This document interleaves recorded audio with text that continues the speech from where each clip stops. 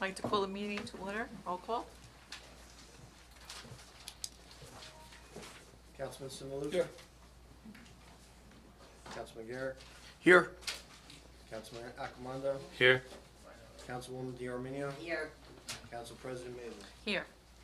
Please rise for the salute to the flag. We're going to also have a moment of silence for Marie Kenny, resident, friend, volunteer, and poll worker, and also our thoughts and prayers for the residents of Florida who have been affected by Hurricane Ian. I pledge allegiance to the flag of the United States of America and to the republic for which it stands, one nation, under God, indivisible, with liberty and justice for all.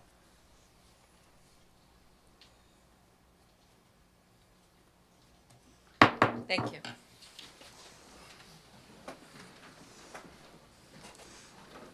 Adequate notice of this meeting has been sent to all council members and to all legal newspapers in accordance with the provisions of the Open Public Meetings Act, Chapter 231, Public Law 1975.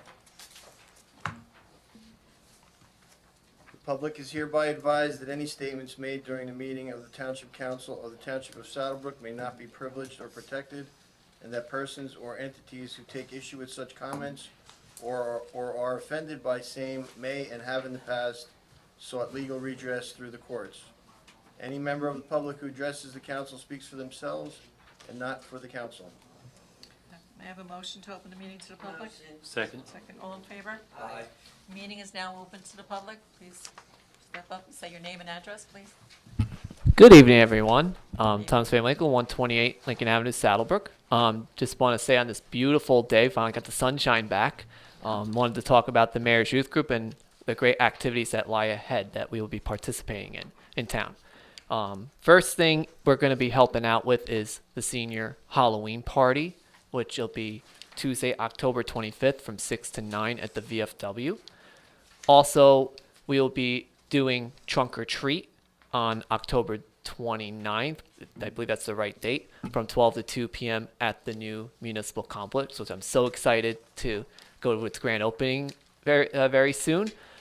Also, we will be judging the houses for the Halloween decorating contest. And that contest started October 1st, and residents can sign up from now until October 27th. The youth group members will go out and judge.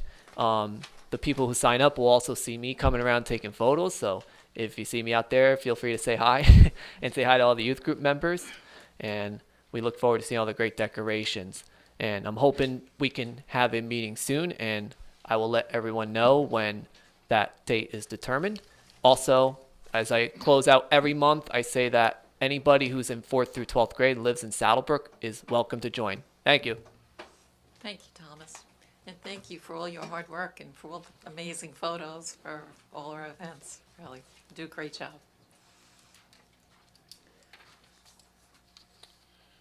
Hello, I'm Tommy Hayes, 227 Floral Lane, Saddlebrook. I've come here tonight, as I have a few times in the past, but not all the time, when I do my fundraising with Drums from Heaven. But when it comes to be a personal effort, a family members affected, I think I'd like to get a little support from Saddlebrook, so that's why I'm here tonight to announce my next event. Am I too close to this? Is that why it's making noise? Step back maybe a little bit. Okay.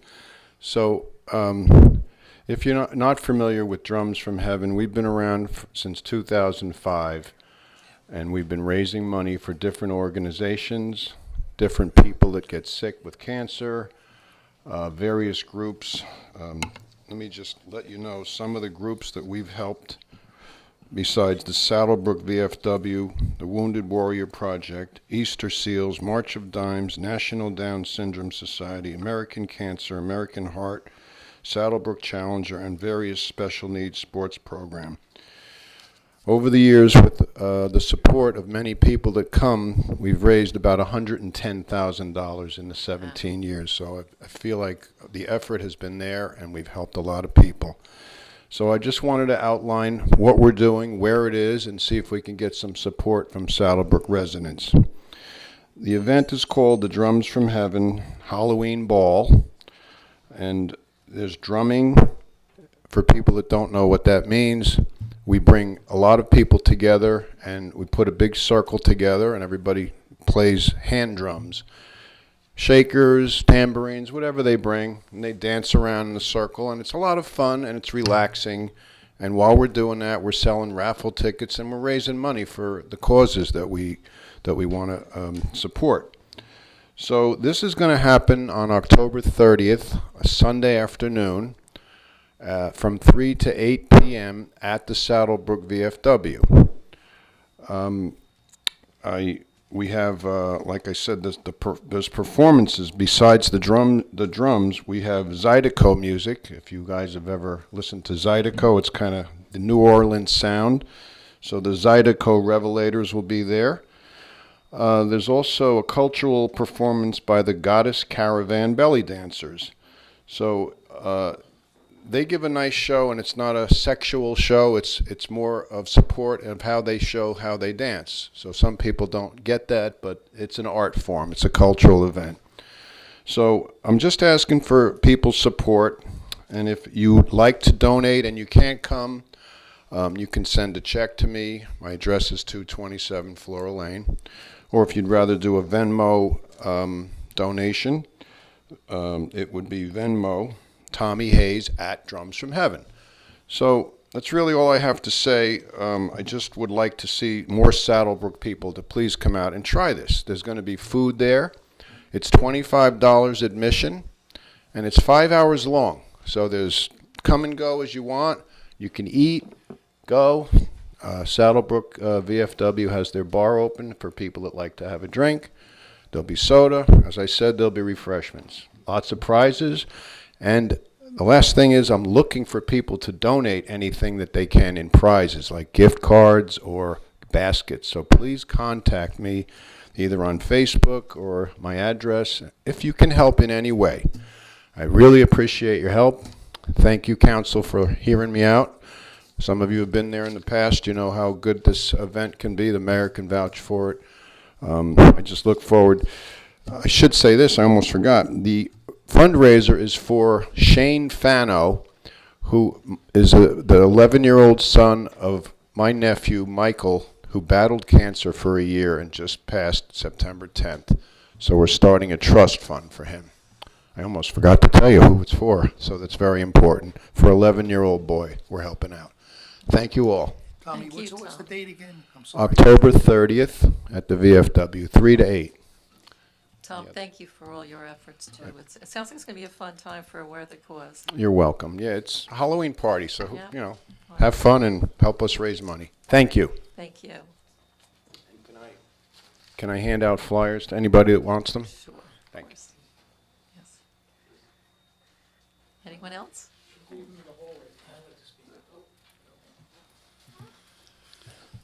Good evening, Township Council members and Mayor White, our professional representatives, and the general public. It's been a long time since I've been a part of actively, formally being involved, but it's glad to be here. But for anybody who doesn't know, I'm Bob Kugler, 311 5th Street, Saddlebrook. Chief of Police, but I guess I'm the suspended, indicted Chief of Police. But I come here to basically say a few things. Number one, I see that our town clerk got a lot younger. But I just, on another note, I want to say we all know why Pete Ladico is not here. Pete Ladico has gone through a number of issues, probably the most important, the death of his mother, and going through emotional and probably some other issues that has him not being here tonight. So I want to commend Pete for what he has done over the years of service in our town. He is Saddlebrook. If anybody was Saddlebrook, it's Peter Ladico. So, Frank, you got big shoes to fill there, and we hope Pete can recover from his mother's passing and anything else he may be going through at this time and get back to where he should be, and that is a part of the fabric of Saddlebrook. But that's probably the most important message I wanted to deliver tonight.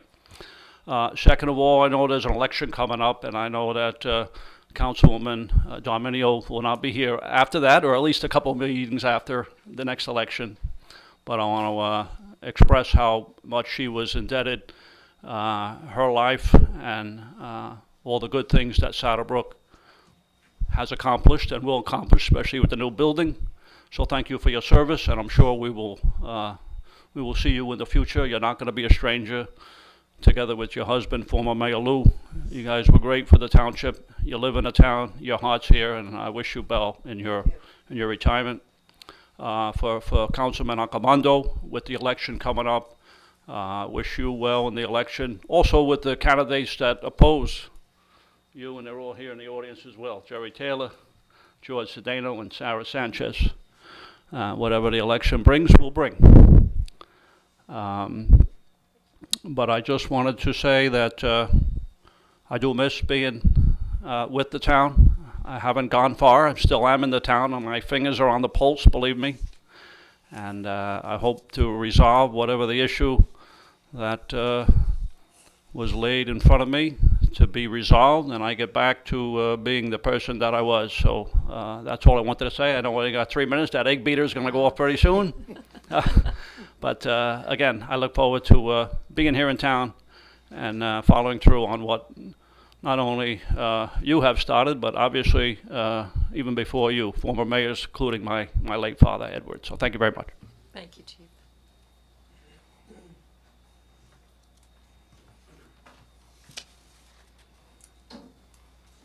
Hello, everybody. Kevin Hickey, 270 Madison Avenue, Saddlebrook. I have a concern about the new cannabis place that is being opened up. Number one, why is it being rushed? There was some suggestions I heard by the planning board. I guess they're being ignored. I live on Route 46, right behind where they're gonna do this cannabis place, and I'm very concerned about the smell and the traffic and the element that it may bring. My question was, there another police department, was our police department asked for input? I mean, I don't know. I mean, it seems like that would be a great idea to me. If not, why not? Maybe they can inquire with other police departments where this type of manufacturing goes on, and if there are any issues for the community in terms of quality of life with that, you know? And then I know we have an election coming up as well, and, you know, maybe we should table all of this decision till after the election, because Councilwoman D'Arminio will not be here. Maybe the new person should have a better input, because that might be the person that's gonna deal with all the stuff that'll come after the decision, you know? It might be better to wait till after that, you know, that's a big thing. And, you know, I guess this ordinance was rushed through at the end of August without any real review and thought. Why was it introduced in the first place, and by who? Why are we jumping through hoops to get this amendment through when we should just leave the already adopted ordinance stay in place as is? Let's see what the future brings. It seems to be that maybe there is someone who is hastily pushing this through and can very well lead people into believing there is an agenda that is self-serving and not in the interest of the residents and the quality of life in our community. And I heard different things, and, you know, when I look across the board, I know a lot of you, Councilman Garrick, I heard you refrain from the vote, and I admire you for that. You're a smart man. You didn't rush through it. You should be commended on that. I really believe that. And Councilman Accomando, you're a police officer. You know, do you really want this in the town, or without just hastily pushing it through? I don't think so. I know you a little bit. I just don't think that you're going to do that, you know. And Councilwoman D'Arminio, yourself, you know, your husband was law enforcement. You know, well respected in town. I can't imagine that you would just want to push it through as well. And Flo, you work with, you know, you raise other people's kids. I mean, I don't think you want that on your tail either. That you know, you're pushing through this agenda, and it's for, you know, you got kids. You want kids to say, hey, yeah, when my kid grows up, I want him to go over to this cannabis store and buy dope and smoke dope or eat dope or whatever they do. I don't know what they do, because I don't do it. And as well as Councilman Garrick, I mean, you're a teacher as well. I guess that's probably why you're not so much for it. Maybe, I don't know. I don't want to voice my opinion to you. And Mr. Simaluk, I don't know anything about you, so I'm not sure, you know, why you're so interested in doing it, you know? But, I mean, you know, I think, you know, I have a lot of neighbors that were very concerned. They couldn't be here tonight, because by the time I found out all of this, you know, I didn't realize everything was being rushed through, that, you know, a lot more people would have been here. So, I mean, you know, I think it's gotta be reviewed more instead of this quick, let's get it in. I mean, it almost seems like, is there insider trading going on? I don't know what's going on, but it just seems like, why are they pushing this? What's the story behind it? I just don't know what the deal is, you know? You know, and I'm not accusing anybody of anything, I'm just saying, what the hell is going on here, you know? But that's all I got to say, thank you. Thank you, Kevin. I got less than 3.5. So, Bill Gula, 260 Hillside Avenue, in, of course, Saddlebrook. So I just wanted to take a moment before things seem to go awry. Sir, I agree with you in terms of marijuana and things like this, and what do we do in our town, and it's my next door, all that stuff. But there are laws that are in place, and this is why we have a council. They need to weigh it. They simply need to weigh it, and it's hard to weigh it. So if someone abstains, or if someone says, like, I don't know, what are we gonna do about this? This is why we have them here. And they're here for just that reason. And sometimes it hurts, sometimes it doesn't. Mr. Kubler, you, sir, were an admirable man in this town. And I appreciate your coming to the council and speaking what you just said. You know, Pete D'Amico's a big friend of everybody. I got it, right? I'm watching my time. What I want to bring up to this council is that we've all worked hard. We've all worked hard around here. I'm a citizen. I'm not sitting in the position of what I like to say is the unthankable position, right? Everybody on the council, including the township engineer, including our attorney, you do a lot of work. And a lot of work goes without anybody saying thank you, right? We have an issue in town, perhaps a business that nobody likes, right? Nobody wants the drug-free house next door either, right? The halfway house, nobody likes it. These folks have to deal with that. And how they deal with that, well, that's up to you. That's why we have this meeting. I think that over the past few years, and with the new complex that's being built over here, the cost to the community taxpayer is minimal, unless I'm wrong. Minimal. This council has done nothing but secure grants where they can, and if they didn't get them, my opinion is they get mad at each other. Why didn't we get that grant? The mayor will stand up for that. Why didn't we get that grant? We should have got that grant. What did we do? Miss the day? Believe me, this is how this stuff works. So I'm only here to say that much. I agree with you, sir. Nobody wants a marijuana business in town.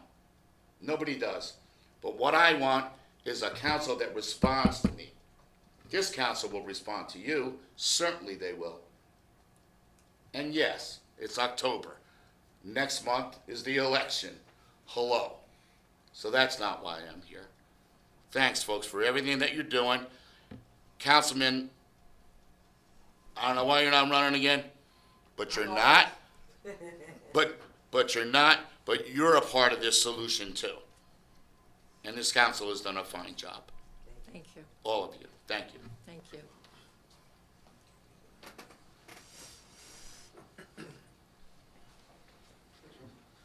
Good evening, ladies. Good evening, ladies and gentlemen. I'm George Cedino, 264 South Lanza Court here in Saddlebrook. I'm also running for council on this election cycle.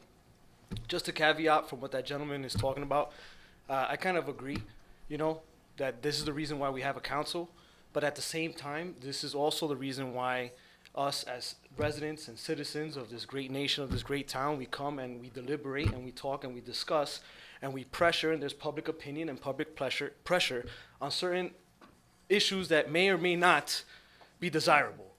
I, for one, Live right behind the Walmart, right by Route 46. I've heard a lot of grumblings. I don't know too much of the details on the technicalities of the ordinance that's about to be passed or being rushed to be passed, but I've heard a lot of grumblings in town when I'm going door to door about a marijuana business. Now, what that business is, I have no idea.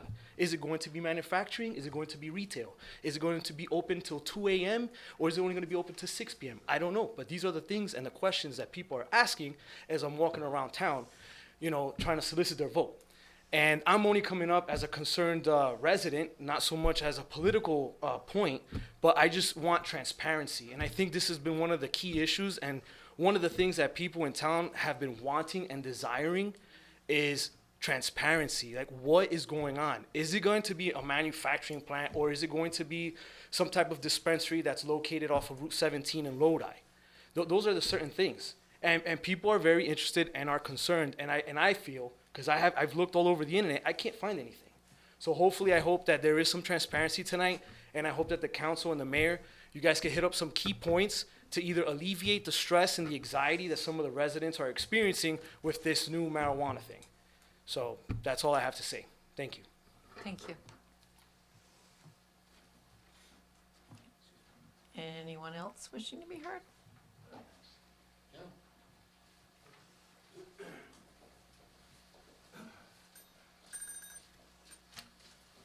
Good evening, everyone. My name is Shahid Sheikh, 428 Van Loon Terrace, Saddlebrook. I'm just here to give a suggestion, or maybe the board can take into consideration with the new building which is coming up next to Acme. And as you see how the world is changing, the especially the motor vehicle industry, everything is going to electric mode. And what I'm hearing is by 2030 or something, everything has to go electric. So taking that into consideration, we have a huge parking lot, which I am assuming won't be consumed or will be used as parking lot. So I was thinking in the lines that if the board can, or the township can consider putting some charging stations over there, which I'm pretty much sure that the near future will be using it. So if we put that, if the board considers it, it can be an incentive to the residents of Saddlebrook, or it can be a little charge to outside people. So that's the point I want to make, that the board should consider putting some charging stations over there. Thank you. Thank you. Anyone else?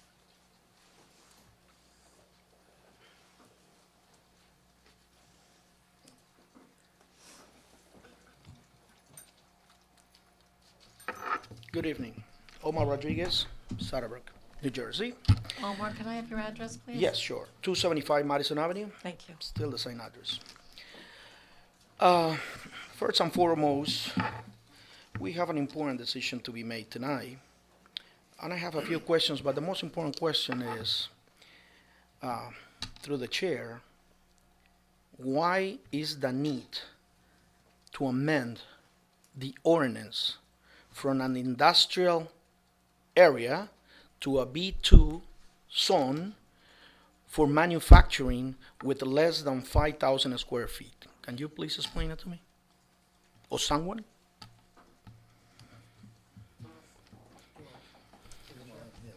Yeah, hi, Omar. So basically, this is for an amendment regarding, it's like a smaller, what they call like a micro facility.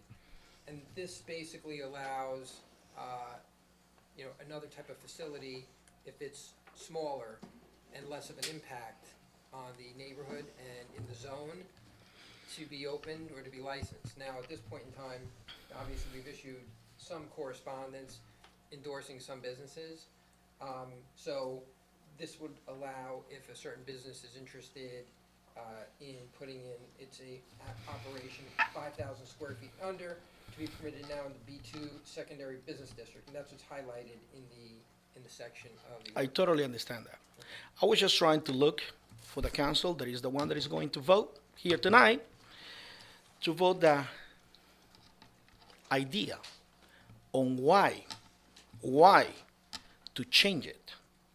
if it's already from 10 feet to 10,000 to 20,000 square feet for manufacturing or cultivation, you guys have lined up already the regulations, and it should be on an industrial area.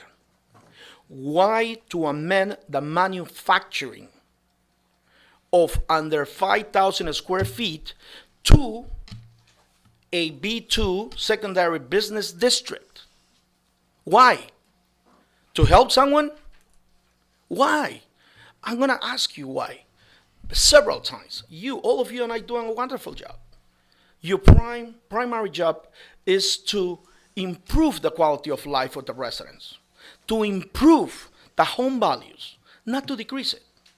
And I'm going to tell you what's going to happen with this. Not because I said it, because it's factual. There is no other single municipality in the state of New Jersey that has 2 licenses on the same premises. Not a single one. Someone tells me, I understand that this license is going into 46 for a class 5, which I got no problem with, because that's what the voters decided, that's what the town wanted maybe, but not every single town wanted. Just to give you an idea, Paramus don't have any of this, because they don't want to. Okay, but if you're going to give them a class 5 already to retail, why to the same company to give them the manufacturing? Why? Why is the rush? Why not to involve other elements? And I have all the elements right now. First and foremost, thank you all for your understanding, but an affected homeowner, as many, hundreds of residents that will have to live with this. Let's assume for a second that you guys don't, you gentlemen and ladies, do not pass this. Do not pass it. And take the recommendations of the planning board. The planning board is saying, please increase the distance to 10,000 square feet. I mean, yes, 10,000. No, I'm sorry, 1,000 square feet. From property to property. Right now, your ordinance is just saying that you need 500 feet from door to door. It's going to be a problem. Big problem. And I'm just here to advise, and I'm a concerned resident. For some of you that don't know me, I've been sitting up there for 8 years.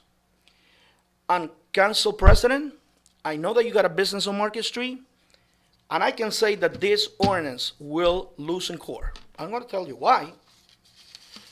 You cannot dissect just to benefit a particular business or 2 or 3 businesses. When you say on a B2, which is a secondary district, they are saying that it just go to lot 104, lot 105, and lot 118. Whoever challenged this ordinance will win in court. Because when you say B2, it will have to open also Market Street. And because it's a 500 feet from door to door, I can assure you there are more than 3 places near your daycare or Market Street. Will you like the kids to be smelling that odor during daytime? Does any business would like that? Does any homes around 46 in the back? Can somebody tell me what happened when it's windy? What are gonna be the hours of operation? My idea is, if you still wanna go with this, why not to allow to keep it on the industrial area? Why is the need to bring it to a secondary district, a B2 area? B2 is also Market Street. Why to play with the life of many residents, especially kids? Why is the rush? It's many people, many lives that are going to be affected, many homes. So now, also, I will have to ask you, how much of the money that you're going to have in tax revenues how much of that percentage has been set aside for social justice? You know that it's mandated by the state, and I don't see it nowhere in the ordinance. You know this is going to be challenged, and you're going to be sued. It is a law that a percentage of the total taxes that is collected in any town in the state of New Jersey have to dedicate to social justice, which means programs for people that are in need of recovery and other programs. I don't see that in the ordinance.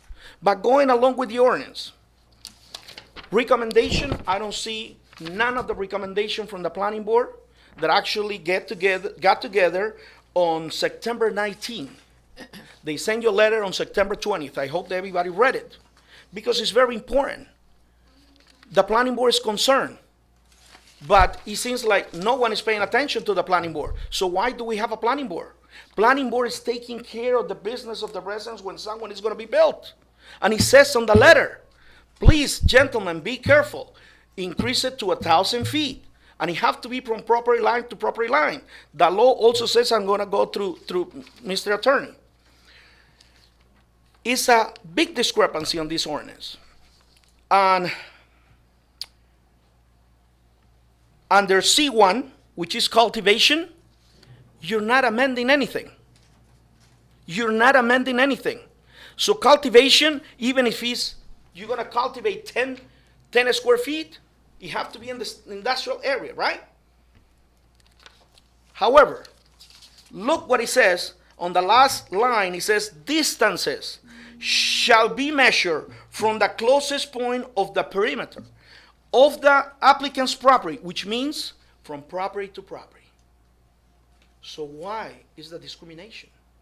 In the same ordinance, you got an inconsistency, and there is no such a law that in the same law you have two different laws. So either you make up your mind, you're gonna do it from door to door, from property to property. And again, why not to take that consideration of the point of recommendation from the planning board? Now my question will be, Council President, someone challenged this, it will pass, that's fine, you got the votes. Someone come and apply in Market Street. Of course that you won't be able to vote, you will have to recuse yourself. But the town will not be able to stop any business because it creates a precedence. And I can assure anyone right here that this, you cannot say on B2 and just this lot 101, lot 104, no. It will open the door for all B2 district. I just got a couple more questions and I'm done.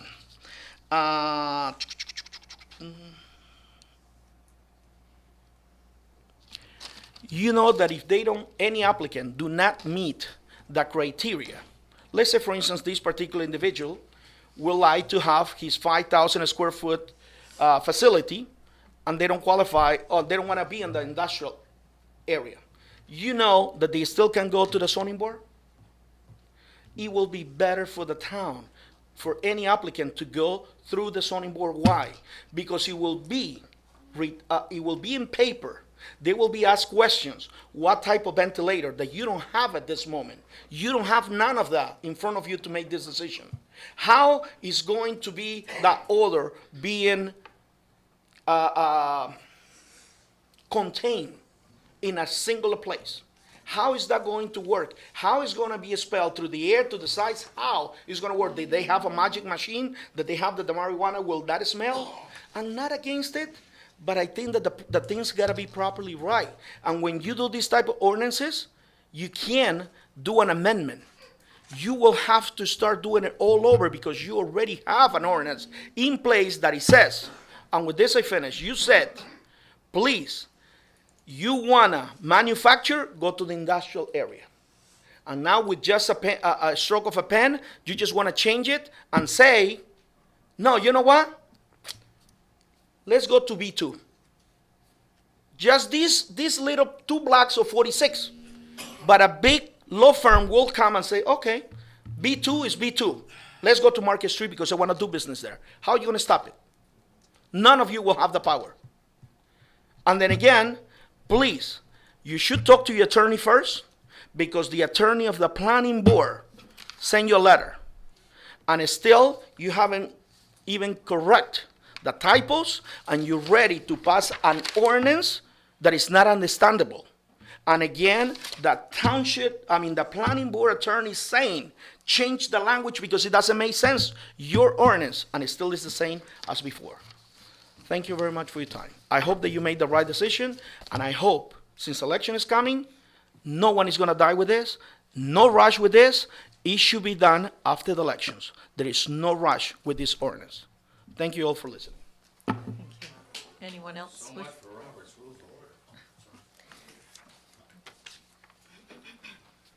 Hi, Katie Toledo, 127 Oxford Ave. You could put, like, this. Sorry. Hey. So I am for this ordinance, and I just wanted to say that I do support it.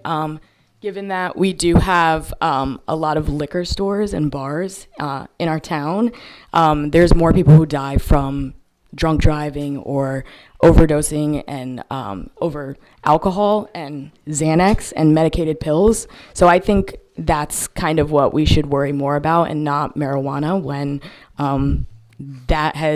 you can't overdose over that, you're not violent over that, and I feel like you guys are talking about halfway houses, and I mean, that's just kind of indicating that our town is kind of some low level kind of town, and I mean, it just doesn't really make sense, like the arguments, so it's just ineffective, inefficient. That's why many states are legalizing it, and that's why it's better to make, money back off of it. So I think, I mean, based on what you guys are saying, I'm hearing that the smell, et cetera, I mean, there's going to still be a way for our children to get it, and that's going to be underground, and they're going to get it underground through the black market. So you might as well have something in town, or a manufacturer or dispensary, whatever it is, that can regulate that, and you know exactly what is in that, instead of getting it underground and it possibly being laced with fentanyl, et cetera.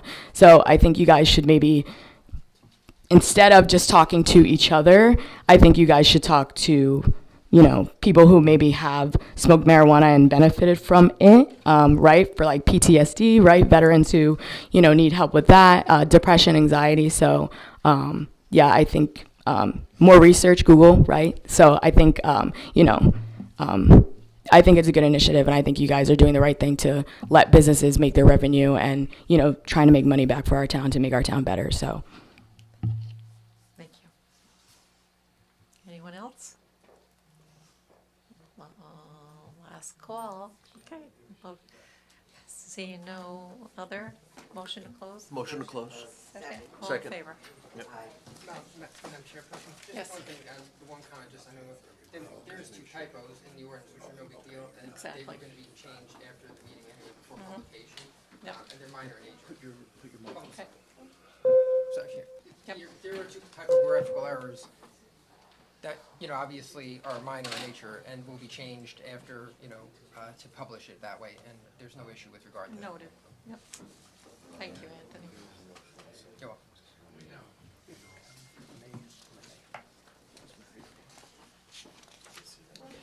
Comments? Mayor? Yes, thank you, Council President. I have a Breast Cancer Awareness Month proclamation that I like to read. Whereas October, can you hear me? Okay, I can't hear myself through the speaker. Whereas October is National Breast Cancer Awareness Month and National Mammogrammy Day is always the 3rd Friday in October. National Mammography, Day is always the 3rd Friday in October. Whereas for women in the United States, breast cancer is the most common form of cancer except for skin cancers. Every woman should know the risk and what they can do to help lower them.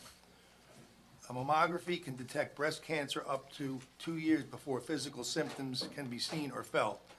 Death rates from breast cancer have been declining, and these changes are thought to be the results of treatment advances, earlier detection through screening, and increased awareness.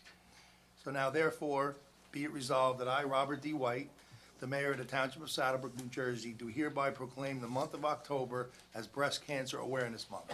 I encourage our residents to become educated and informed about programs and services that offer early detection, and to also celebrate the survivors and memorialize those who have been lost, who have lost their battle. Signed and sealed this day, the 6th day of October, 2022. Thank you, Mayor. Next, I'd like to briefly talk about COVID-19, give an update. There's been an 11% decrease for this week and for the whole month, so it's declining. The CDS still deems 9 counties as medium risk, and Bergen County is one of them. The state positivity rate for tests that have been conducted recently was 12.48, which is substantially lower than its peak of over 40% on January 1st, 2022, during the height of the Omicron variant. More than 7 million people in New Jersey have been fully vaccinated, and almost 8 million have received the first dose since the vaccinations began back in December of 2020. And more than 4.29 million people in the state eligible for boosters have received one. Next, the road program that we have, and I'd like to ask Bob Klein, our engineer, to give an update, especially regarding Sheppes Avenue. We had a little problem there where we were about to pave. We did the concrete, and now Public Service, Gas and Electric came in and without our knowledge and without notifying us, they're gonna do the gas mains, the gas main and all the services to the houses on Sheppes, and Sheppes is a fairly long street, and that's gonna take probably into December, so we may not get that paved this year. We may have to wait. And the good thing is, we're getting new gas mains, which is a good thing, because we won't have as many gas leaks, and we certainly don't wanna pave the road and then have to dig it up, so, but that's an issue. And also, I'd like them to address the speed humps. So Bob, why don't you give an update? Yeah, that one contract, which includes Sheppes, Grand Terrace, Skillman Terrace, Spindler Terrace, the concrete work is complete for Sheppes, Skillman, and Spindler. They they just started today on Grand Terrace. Once Grand Terrace is done, they'll pave Grand Terrace, Skillman Terrace, and Spindler Terrace. Sheppes Ave, because of the gas company, they're gonna be there until December. It would be best to wait until spring to pave Sheppes Avenue. A, we're gonna be into the cold weather, to basically pave, and then B, it allows any trench issues that may occur with the gas company to be resolved before it goes. So we're looking at that in the spring. Another phase 2 of the road program consists of that whole area, north-south boulevard, Adriana Street. The contractor has mobilized and begun concrete work over there, then on Adriana Street. So once that's done, that'll be middle paved, that should be completed this year. The other road that's slated to be paved this year is Mayhill Avenue Phase 2. The railroad track south, past where the new municipal building is. That will be done during the teachers' convention in November, 8th to 10th. This way it doesn't get, they don't interfere with the, and also as part of the road program, Garden Street, Kenwood Court, and the new municipal building parking lot that have already been.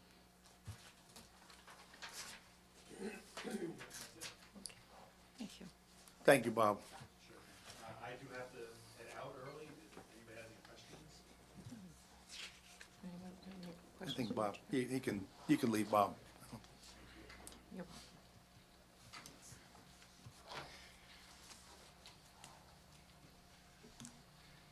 Okay, next, I want to talk about the ordinance amendment that was discussed here. Several residents, a few residents brought it up. But what this is in regard to is an amendment to the zoning part of the cannabis ordinance regarding manufacturing of cannabis. So Katie, my friend Katie, I think she misunderstood. We have authorized retail, and that's not what this ordinance has to do with. It has to do with manufacturing, which is a whole different process. So anyway, a request was made to amend this ordinance. The amendment was reviewed by our town planner, who stated that permitting manufacturing in certain blocks in the B2 district will provide new opportunities for economic development that previously limited strictly to business districts, commercial business. So in August, the council voted to amend the ordinance so that manufacturing of cannabis, to permit Class 2 cannabis manufacturing operations with up to 5,000 square feet in the B2 business zone adjacent to Route 46. They also permitting Class 2 manufacturing operations larger than 5,000 square feet in the I industrial zone. So that was the amendment. So the Township Planning Board had to review these amendments, and they did make the recommendation, as Mr. Rodriguez had said, to require that cannabis manufacturers to be at least 1,000 feet from a residential zone. And also from, not door to door, from property to property. Thank you. So that, the proposed ordinance that we have in front of us now requires 500 feet. So the question really is, that we have to ask ourselves, is whether the ordinance is too restrictive, like some people believe, certainly businesses that want to operate and do manufacturing like it, or is it not restrictive enough? Some of the residents are rightfully concerned about the odor, about it being too close to schools, too close to the residential area. So what I've been thinking about is, and we've talked about this a lot, Mr. Simaluka brought this up, and he's right in the sense of that if we're going to allow manufacturing, there's got to be some place for them to manufacture. So if there's no place to manufacture, then why are we allowing it? So, but I think we could kind of spin that around and say, you know, why are we jumping through hoops of fire to make it available when, you know what, we're affecting residents by doing this, or potentially affecting residents. So, you know, I think we got to reconsider that part alone. Like maybe just saying, look, we're not going to allow manufacturing in town. I think we got to look at that, possibly. The planner also stated in his report, the township planner, which I found interesting, and it makes sense. It said, when the planning board reviews applications for proposed cannabis manufacturing operations, there should be a focus on conformance with other regulations concerning noxious odors, smoke, airborne particles, and waste discharge. So that's what the residents apparently are concerned about. And look, I don't know enough about ventilation systems. Can they contain it? I don't know. But those are all questions that I would like to see answered before we go forward and pass this ordinance. But it's up to the council, and we have spoken about it at length. So that's my take on it.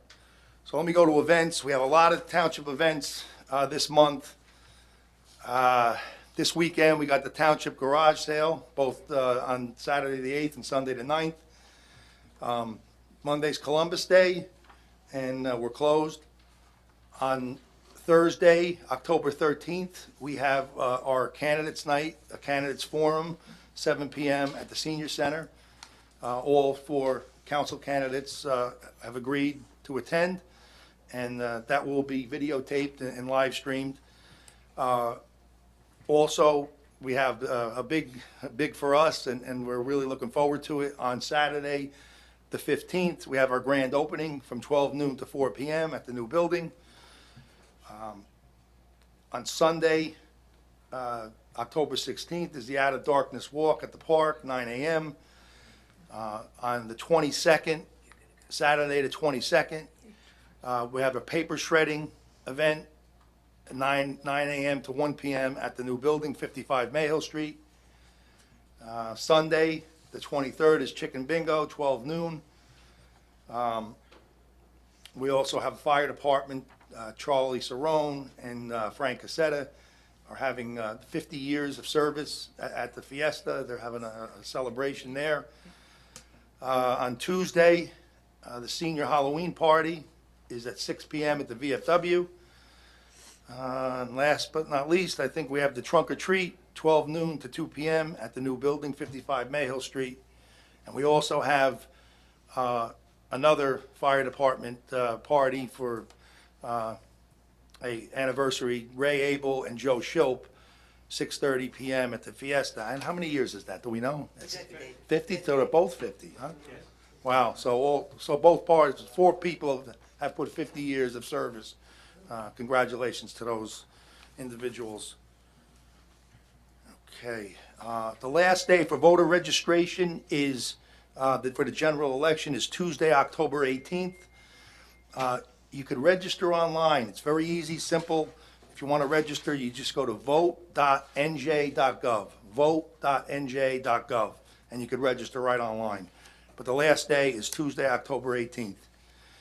We also had on September 24th, all fire companies were responded to Burke Street for a shed fire that extended to a second shed and then the rear of a private dwelling. Thankfully, no one was injured and the house was saved. I also want to thank mutual aid towns that responded and assisted. Some at the scene, some at the firehouses. Rochelle Park and Elmwood Park went to the scene and assisted, along with Saddlebrook Volunteer Ambulance Corps. I want to thank them as well. And then companies from Lodi, Garfield, and Fairlawn stood by at our firehouses. Overall, a fantastic job. The fire department got there quickly and was able to put out the fire. And again, no one was hurt and limited the property damage.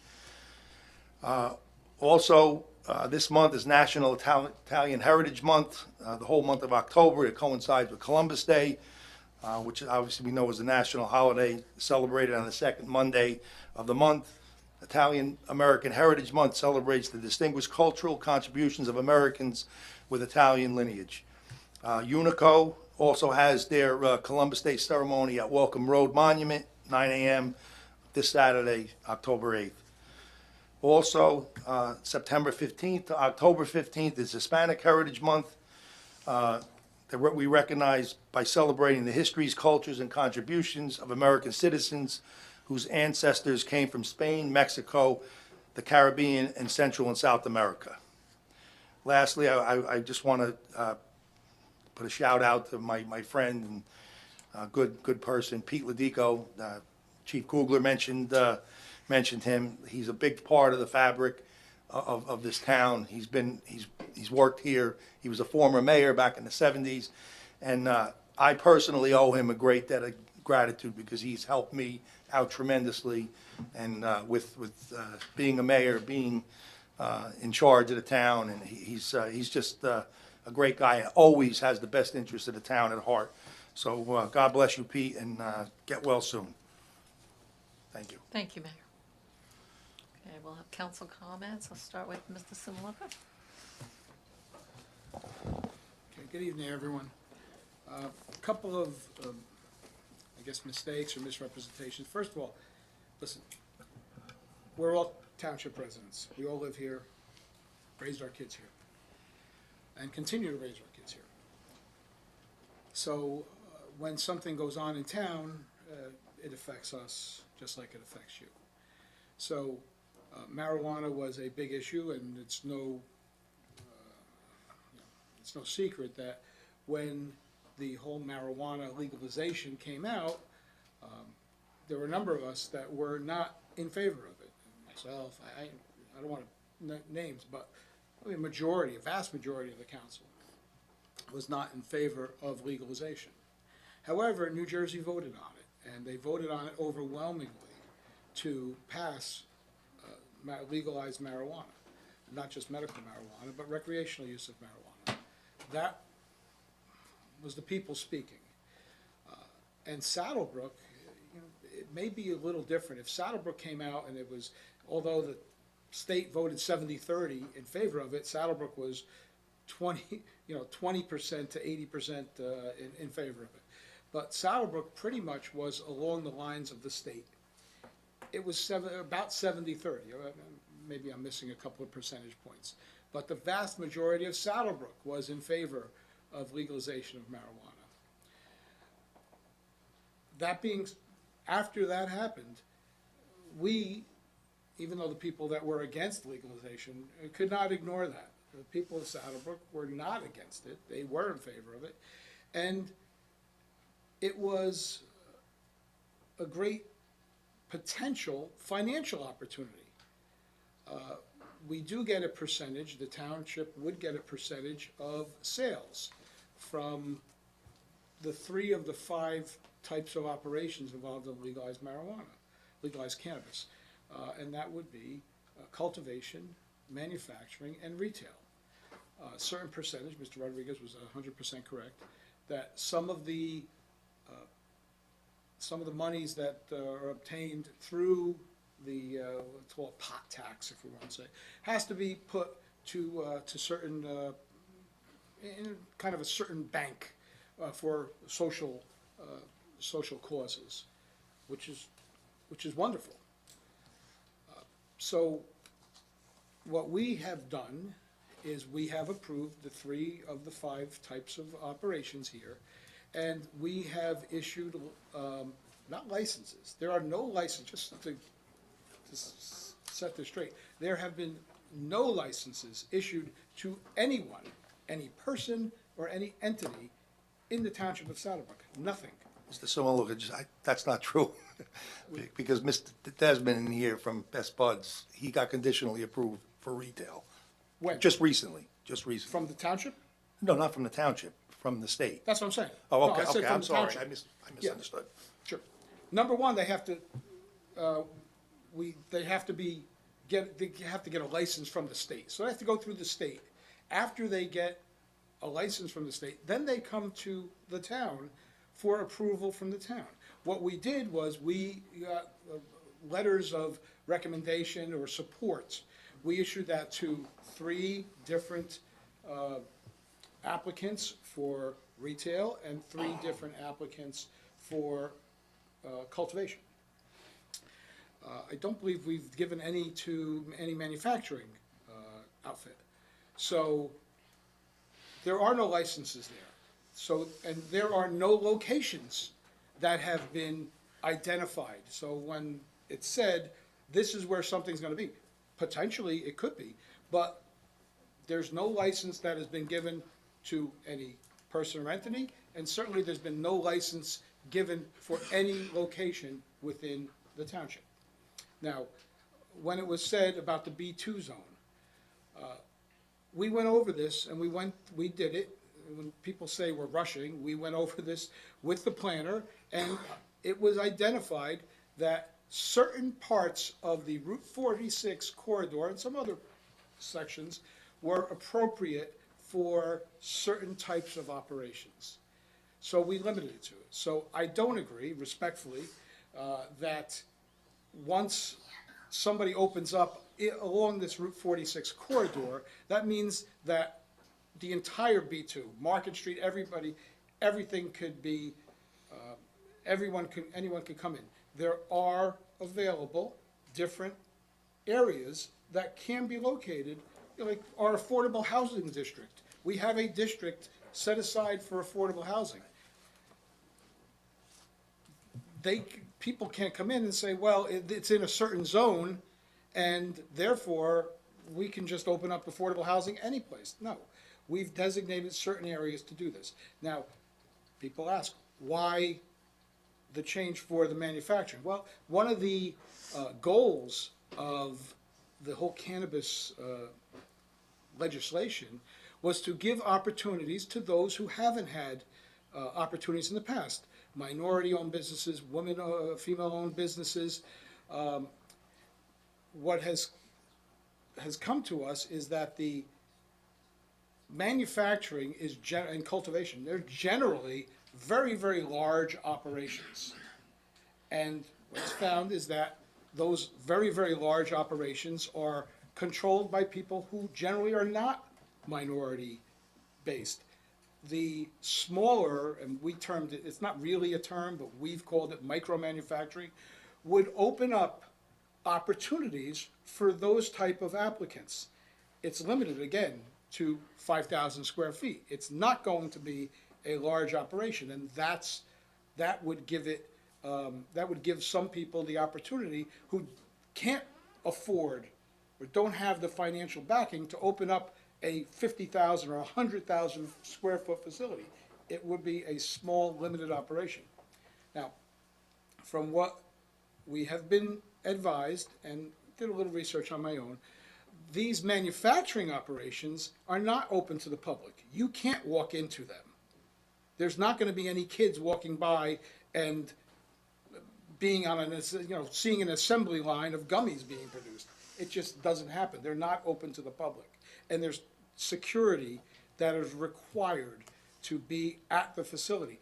Most of them don't even have names or signs. It's not something that they want to advertise because they don't expect any traffic. There is no traffic expected there other than a delivery coming in or going out. So in terms of where this would be, it could be in a number of different places, but I know that the people have been focusing on one area that's along Route 46 near Mattress Firm or whatever it's called now. I checked it out, and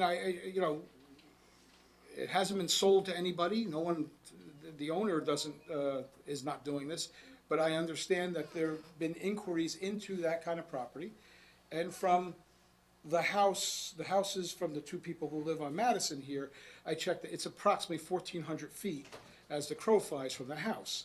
And in between there, there's a concern about odor, and I understand that 100%. But in between there's McDonald's, Moe's Southwest Grill, Frank's Pizza, which is going to open up, by the way. Brothers Pizza is going to relocate there. The Chinese buffet.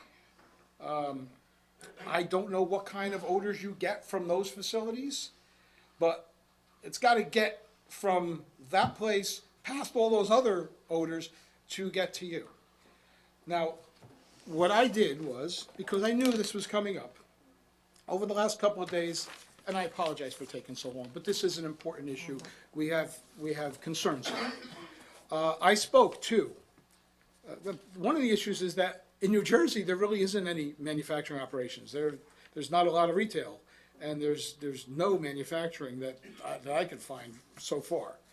I spoke to Derek Holcomb. He's the head of the neighborhood services in Greenwood Village, Colorado. I spoke to Brian Rushy, who is a community development director in Palisade, Colorado. I spoke to Patrick Waller, who is the community development director in Rifle, Colorado. And today I spoke to Hannah Klausman, who's the assistant director of community development in Glenwood Springs, Colorado. They have facilities there. And I asked them simply, listen, this is a concern of our citizens, it's a concern of our council. We're concerned about quality of life. Is there quality of life issues that have arisen since you've approved facilities within your district? And all of them said no. Now, I'm not going to lie to you. Did they say that on a couple of occasions there was a complaint about odor? Yes. And what they did was, because we will have the power, once this is done, I mean, we're talking about that an ordinance doesn't contain any provisions about ventilation. Well, that's not the place for this ordinance. It's a zoning ordinance. But what they said was, when we give the license, we can put restrictions in there. Now, again, the state is going to have they're going to be the number one people on this. They're going to have their restrictions, and we can go and give additional restrictions and requirements for the type of ventilation system that's needed. And everyone has said, because Colorado's had this for a number of years, everyone has said that as it gets newer, as the facilities are constructed, the technology is getting better. So what when they put in a new facility now, it's 10 times more efficient and stopping the noxious odors. I guess when they started, it might have been a skunk factory. But it's 10 times better now, and it's getting better all of the time. Sort of like, just your cars are more fuel efficient now than they were the gas guzzlers that, we drove around in, when we were kids. So all of them had indicated that it wasn't a problem, that they didn't have a decrease in the quality of life. And that kind of satisfied me in finding out about what's going on. There was an article also for people that worry in the Star Ledger where Rutgers did a study, and the sale prices of homes that had agreed to allow cannabis sales or cannabis facilities in their towns actually went up. They didn't decrease, they went up. They didn't go up by a heck of a lot, but they did go up. The key point that I got out of the article is they didn't decrease. So in terms of quality of life, it didn't have an adverse effect on property values. Again, there was a claim that there wasn't any talk about revenue in the ordinance. Again, the ordinance is a zoning ordinance. It's not in their spot to do that. In terms of the planning board, we appreciate the planning board. They are volunteers, and they do a great job. Purpose of the planning board in something like this is to make recommendations. The first recommendation or first thing that they came out with, that doing this is not inconsistent with the master plan. And they did have some issues or some recommendations about the distance. They didn't say why. They didn't say if there was any data to show that odors travel more than 500 feet, or or the 1,000 feet prohibition would increase the quality of life. They just simply said, we think 1,000 feet is better. The problem with distances and putting it like that, basically what would happen is you would zone it into what's called inutility. There would be no place that anybody could do this type of work, which has been approved by the town. So like the mayor said, you're approving it, but at the same time, you're saying that in a town that's 2.5 square miles, that there's one building in town that might be able to do it. It just didn't make zoning sense, and it didn't make economic sense. That's all I have to say on that. Again, we appreciate the concerns of everyone, but what we're doing here is not directed to any one person or one place. This is for anybody who has been approved or has been supported by the township, and then they have to get their license from the state and then come in and get licensed. And when they get their license, or when they apply for their license, that's when there will be all of the requirements are going to be put in there. It's not just, okay, you want a license, here it is, and we have nothing to say about it. We have a lot to say about what's going on once or before a license is issued. And last thing, in terms of rushing, personally, I don't think that this is what you consider a rush job. An applicant came in and made a suggestion in a July meeting. In August, a month later, a first reading was made to make the amendment. In September, this ordinance was tabled because we didn't have it hadn't gone to the planning board, and now it's October. So to say it's a rush job, this has been on the table pretty much in the notes, in the minutes, on TV since July. So again, I don't think that it's a rush. Lastly, it was nice to see the chief. God bless you and good luck in what's going on. And again, same thing. God bless and good luck to Pete, who's a good friend, and one of the pillars of the township. So thank you. Thank you. Councilwoman? In regard to the marijuana, the cannabis, when you say it was a rush, like Andrew said, it wasn't. We haven't given out any letters of endorsement. Is that what I could call it? Letters, the letters that we sent out for the retail. You mean resolution? Resolutions. We haven't given out any for the manufacturing. We haven't given any for the manufacturing, correct? Okay. Cultivation and retail. Right, so this is something that came, like Andrew said, in July. We talked about it, it's all about, for me, I was against it, my husband's a former retired policeman. But then there was the issue that if we didn't do it, it would be 5 years before we could consider having it come into town. So that kind of changed my mind because 70% of the people voted for it. And we felt that they want it, and it's something good for the town. It's going to give us some more money to come in, and I changed my mind.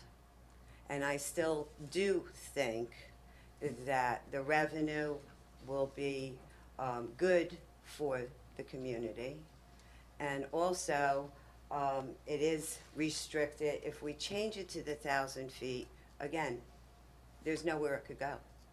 So there would be no point in even endorsing a manufacturing if we change the ordinance.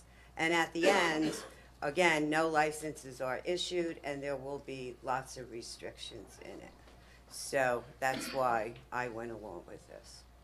On the other note, I want to talk about next week because it's very short notice. Lot of change, lot of issues with the building, last minute with supply chain problems, but we are going to have the grand opening on Saturday, as the mayor said, from 12 to 4.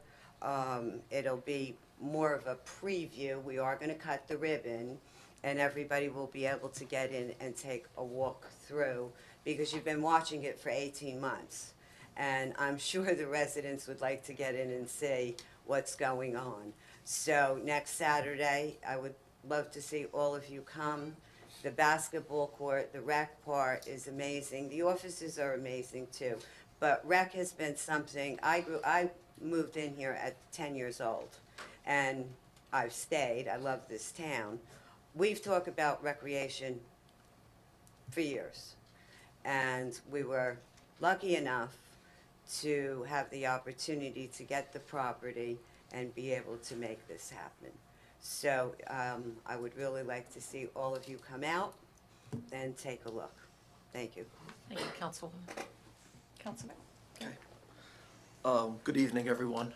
The Flood Committee met on Tuesday, September 27th.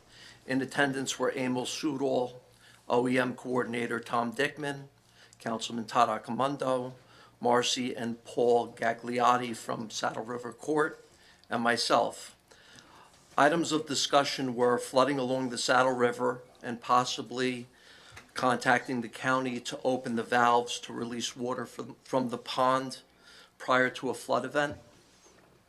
We also discussed contacting Monica Mianecki from Mianecki Consulting to check our status with the FEMA community rating system. We discussed flooding on Saddle River Court and the great job that the DPW did with cleaning out the catch basins to relieve any flooding there. We also discussed OEM looking into securing a high water vehicle in the event of a flood emergency. A future date has yet to be determined for our next meeting. In regards to the manufacturing ordinance, I have concerns about the proximity of the manufacturing of marijuana to residents and Franklin School that are both really nearby. I have asked for more information regarding other communities in the state that currently have these facilities. This information was never provided. Rather than moving forward with this ordinance, I believe we should table it until we have all the necessary information to make an educated decision, and we could guarantee our residents that there'll be no negative effects in regards to the odor. I ask my council colleagues to carefully consider their vote and not make a decision that we may regret later. Thank you. Thank you, Councilman. Councilman? I'm gonna start with, last week we had the Unico Street Fair. It was, considering the weather, I think it was well attended. And I just wanted to thank Unico for bringing it back every year, and I hope they continue to do so. OEM CERT, we're looking for members. Whether you did applications in the past or you're afraid to do so, contact myself, OEM Tom Dickman, or you could even reach out to the mayor if you're that interested. We are looking for members. Trunk or treat, we're also looking for volunteers for trunk or treat. If you've never done it, it's a great turnout. It's good for the kids. It's good for the community. It's just a good time all around. So try and join up for that. The marijuana issue. People sit here, say they know me. You don't know me. You don't work with me. You don't live with me. I voted no for this ordinance when we first happened. But after that, I did my homework. I talked to people, I listened to people, I talked to not only potential business owners, I talked to people that are users. Yeah, I am in law enforcement. I deal with people who are addicted to opioids, cocaine, crack, alcohol. If you've never seen someone detox from any of those, I suggest you Google it, watch it, and then you have understanding of why I changed my view. Instead of sitting up here saying, do the right thing, it's election year. It is election year. I don't only do the right thing during election year, I do the right thing all the time. I have been the same person since the first day I got elected 8 years ago. Haven't changed. You want to talk to me, you can talk to me. I'm very transparent, I'm empathetic, I'll listen to you. Listen, I could talk all day, all night, but you put a camera in front of me, I honestly don't like this. It's just, that's just the way I am. But I listened to these people. I've seen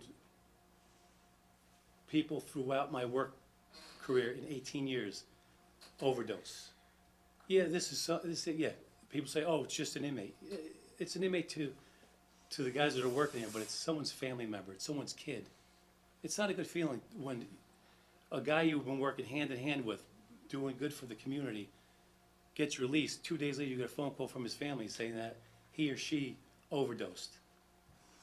It's the worst feeling in the world. Yeah, I'm an officer, but I have feelings. I have a heart. That's somebody's kid. With that being said, it's better to get the marijuana where it's regulated. You know it's not going to be laced other than get it out on the street. And just to go back, it's, by doing my homework, it is beneficial for people who have opioid addiction. It's a proven fact. Marijuana is the only thing right now that could help anyone that is addicted to opioids to get off of the opioids, to get a better sense of their own life. Like I said, it wasn't an easy decision for me, being in law enforcement and saying, oh, well, they chose that road. Some people don't choose that road. Sometimes they're weak-minded. They don't know what else to do. The only thing they turn to is a drug. Maybe they never got the love at home, the care at home. So if this is something that I feel personally could help someone, I'm all for it. And if it's going to be a, oh, well, it's an election year, listen, I don't care if it's election year or not. I do the right thing all the time. I don't need to be up here making the minimum money we make. I do it because I like it. I like giving back. I enjoy it. So with that, my vote will be yes for the ordinance, because it's going to bring revenue back and it's going to help people. And that's the way I see it. The way some other people may see it, it's a different view from me. But like the young lady is up here before talking about it, do your homework. Educate yourself on it. I may be wrong with some of the stuff, but I educated on stuff that I wanted to know about. So hopefully we'll see what happens, and listen, is there a chance it could blow up in our face? Yeah. Is there a chance that it could be the best thing to happen to this township? Yes. So, we've sat up here, I've sat up here for 8 years, some more. We've all, I can't say I've done the right thing for the town, we've all done the right thing for the town. Do we have our differences? Yeah. Try coming to a work session when it's closed session. Well, you can't, but we have our arguments, but you know what? We're all adults here. We talk it out, we review things, and if it's not meant to be, it's not meant to be. Sometimes all four of us, 5 of us have an opinion, one person will be different. Unfortunately, that one person doesn't make a difference unless you're a team. So I just wanted to get that off my chest, and that's just the way I feel. And was this October? Oh. Happy Columbus Day. Unico's having a Columbus Day ceremony the 30th, not the 30th, I'm sorry. Saturday at 9 a.m., Welcome Road. It'd be nice if people showed up to some good things in the town. And please support Stays. It's a great cause. Thank you. Thank you, Councilman. Okay, they're always a tough act to follow, but anyway, specifically, I want to address Mr. Hickey and Mr. Rodriguez. Thank you for bringing my business into this. I can reassure you, I've been in this business for 35 years with children. I will always have their best interests at heart. Not only them, but all the children in this township and our residents. I've done my homework. I've listened to the pros and cons of everything, and I'll vote with my head. And just on a side note, though, we have my facility specifically, because you brought it up, has one of the most state-of-the-art air infiltration systems. We're right in, on one side I have Burger King, and then I have, Kentucky Fried Chicken and everything else on Market Street. We smell nothing in there. So just be reassured that our children are well taken care of, okay? And Chief, it's great to see you. Appreciate all of your years, and thank you for coming to our meeting tonight. And our council candidates, mayor, council candidates, and Board of Ed, wish you nothing but the best. Takes a lot to actually put your name on that ballot, and thank you for stepping up to the plate. And last, of course, not least, I want to shout out to Mr. Ledigo, our buddy Pete. Wish him nothing but a full, speedy recovery. And like everyone said, he'll always be Mr. Saddlebrook. Thank you, everyone. With that, we'll continue our ordinances.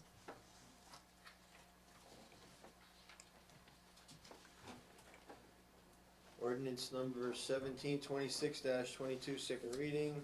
An ordinance of the Township of Saddlebrook, County of Bergen, State of New Jersey, and supplementing Chapter 206. Frank, turn the mic on, please. Oh.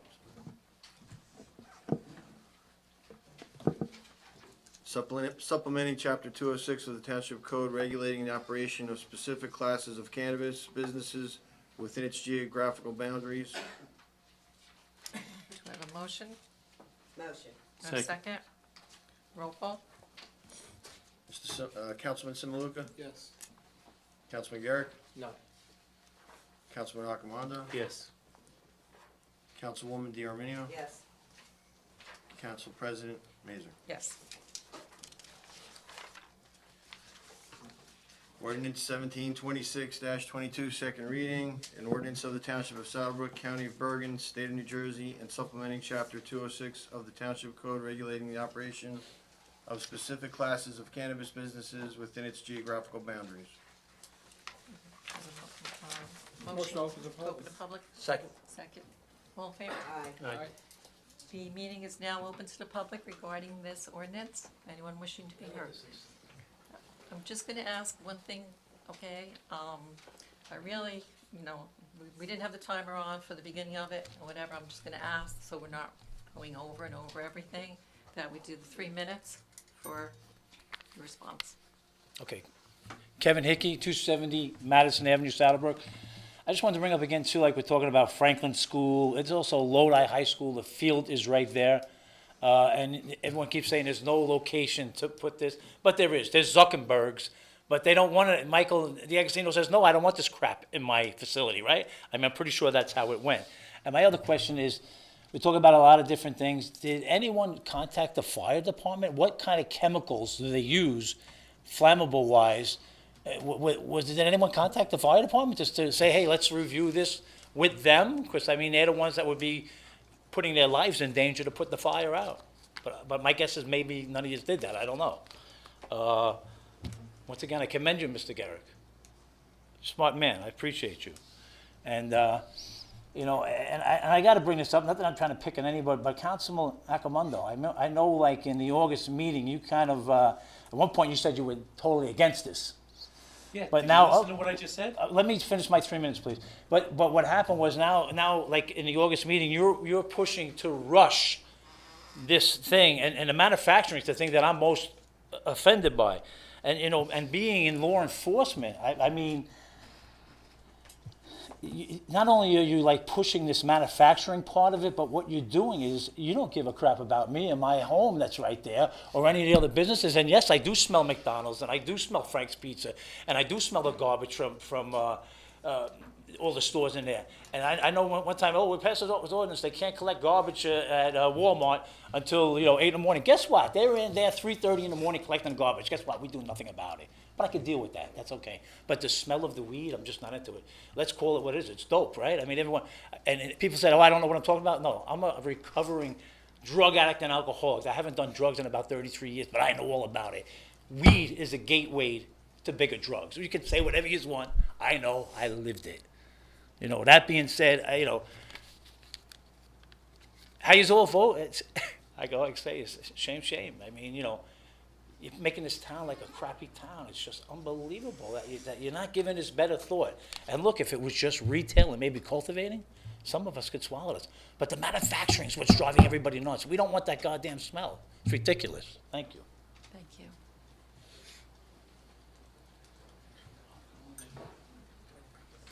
Hello, everyone. George Cedino, 264 South Lanza. Not to beat a dead horse, but I have a different perspective. The way I see it, and I understand we're here to vote on the ordinance for the distance, and I get that. But also as a business owner myself, and understanding capitalism, sometimes when you find a spot to open a business, it happens, and sometimes you go to certain towns and you don't, and I get it. You're trying to condense the square footage, whatever the distance, so you can allow future people to come in here. Well, I'm sorry to tell you, but that right there in itself looks like what's called regulatory capture, meaning whatever special interest that approached you in order to change this ordinance has captured the regulatory body of this town and has forced or pressured or lobbied the council to change the ordinance in itself to benefit whoever it is that wanted it. Because now you just set the precedence of changing ordinances. So now I'm gonna make a request to change an ordinance if I want. What's the precedence on that? Did anybody petition? Who was it that came up to you and said we need to change this ordinance?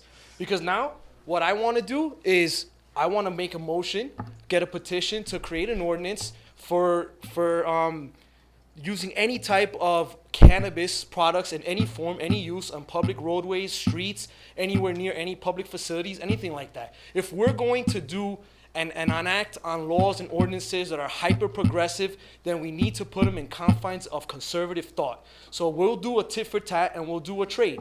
You're gonna go ahead and open up manufacturing in town, then I wanna control the usage of it in town because I don't want people walking up and down, smoking pot, using whatever. So we have to do it, we have to have a balance. This is skewed one way. And right now what it's looking like, and I'm sorry to say, and this is not on me, this is more for you all, but honestly, the perception is conflict of interest. And I will leave it at that. Thank you.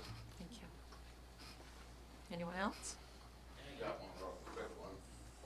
I like this something's bothering me a little bit. So, and I don't want to set a precedent either.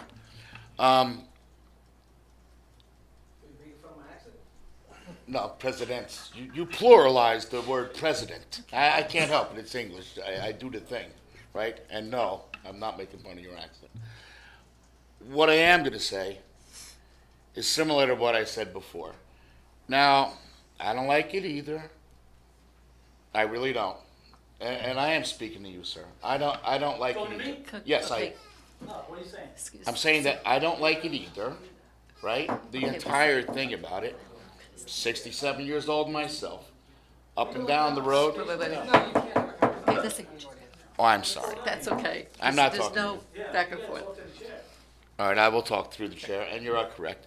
So in any case, given that, there certainly has been a lot of thought here. We've listened to the entire council and your opinions. My personal belief is it's a dilemma. Could have been tabled, didn't get tabled. However, in order to get things tabled, I would think there would need to be like some sort of a big majority of people that said like, you know what, that's a good point. You know what, I hear you there. To come to some sort of an indecision, say, let's sit on this. But when you get to a point where you have something that's come before a council, and you're speaking for the entire town, and you need to weigh that all out, well, things are going to happen. Now, I didn't see 100% agreement on the council for this ordinance, but I do see a concerted team that says, hey, you know what, you win some, you lose some. And we move forward from here. And that's what we do. And I think that's what we do in this town. So when it comes down to things like marijuana, pot, cannabis, the rules, New Jersey, breathing down my throat, you guys are here for this town. This is Simaluka said before, and he was right. The state says, gives it out. If we want to modify this or that, we can. And that's true. That's why they're there. You can modify certain things. Some days coffee, some days tea.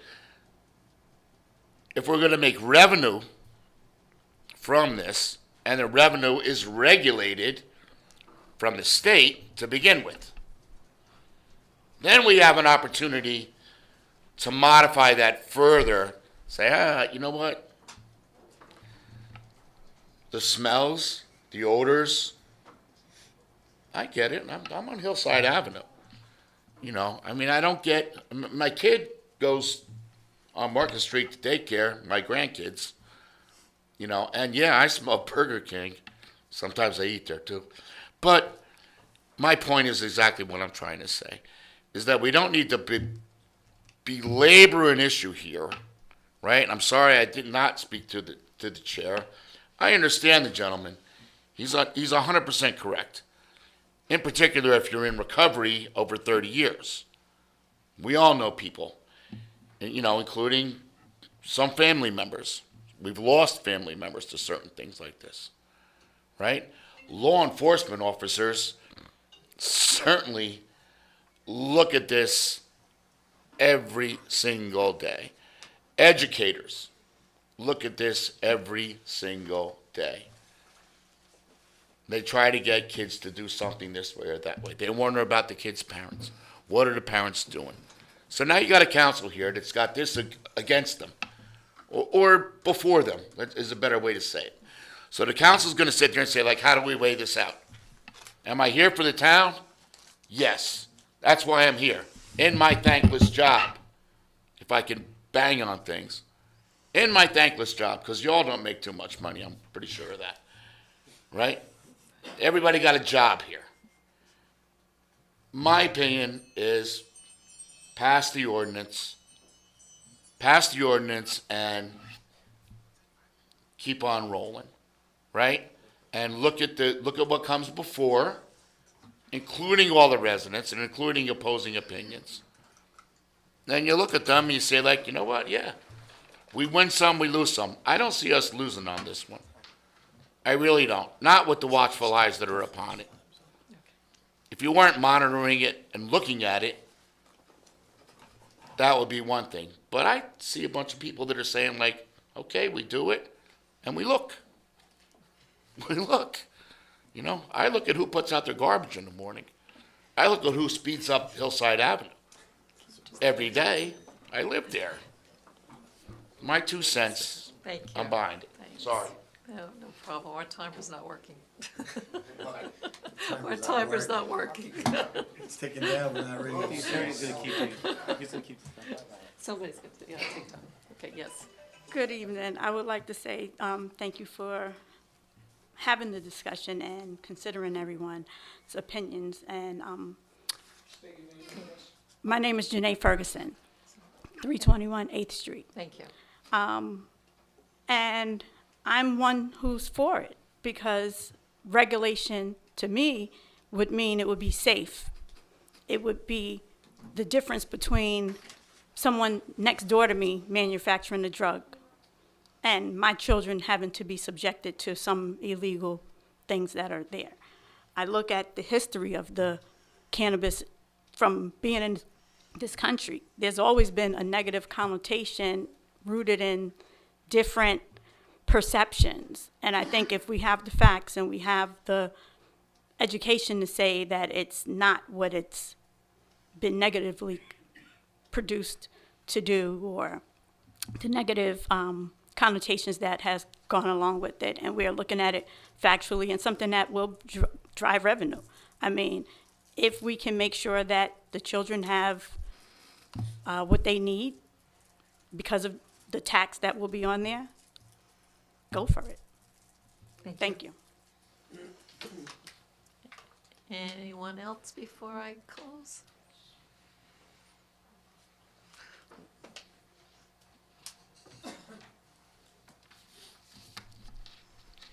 Omar Rodriguez, 275 Madison Avenue. Council President, with all respect, I've been sitting here for a few months. There's been cases during the public portion and also during reading or at the end of the meeting, and people are being allowed to speak for 15, 20, 25 minutes, 30 minutes, even an hour on some cases. I don't know why this problem that is not beneficial to some residents have to be time out. Where have you ever seen me allow someone for an hour? I've been here on the street, on the private street. I've been here for the drug dealing, and everybody was talking back and forth, not even coming to the podium, and they've been speaking back and forth. And again, that's because we care about the town. And I believe when it's something important, I believe that you have to give some leeway to the town. And did No, I I'm do just that? saying, Did now, do that if at I the beginning spend of the meeting? for 1 or 2 more minutes, that's all I need, because Okay. I need to clarify, and I agree with son of Councilman Simaluka said it today, but he actually opened the door for some of you to look at it. But first, I would like to address Councilman Acamando. I don't know why it went that way, but I don't believe that no one is criticizing you for the way you're voting. No, you're just letting them know that's why I changed my. I believe that all of us are missing the point right here. The opposition is not to the ordinance itself. What we are in opposition is to the amendment. Not to void it or cancel the ordinance that Saddlebrook is allowing to manufacture. There is nothing wrong with a class 5 that is resale to the public. What we are discussing here tonight is class 2, which is manufacturing. Councilman Simaluka just stated so well that in the state of New Jersey there is none. You know why? And especially you as a law enforcement. You know why?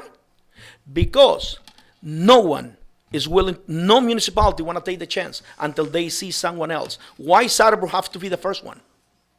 Why Saddlebrook have to be the one that is going to be experimental? Why? There is no one in the state of New Jersey.